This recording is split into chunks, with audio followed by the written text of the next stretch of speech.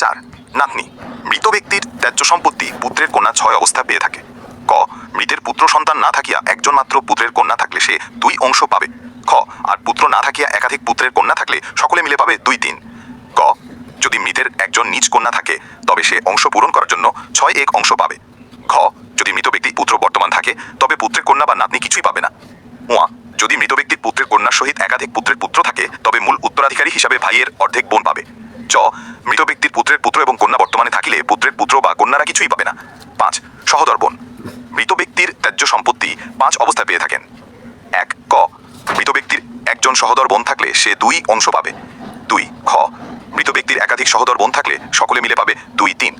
গ. যদি মৃত ব্যক্তির নিজ কন্যা বা পুত্রের কন্যা বর্তমানে থাকে তবে মূল উত্তরাধিকারী হিসাবে নেয়ার পর অবশিষ্ট সম্পদ সহোদর বোন আসাবা হিসাবে পাবে। খ.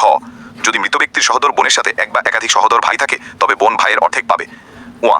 মৃত ব্যক্তির পুত্র কন্যা বর্তমানে থাকিলে সহোদর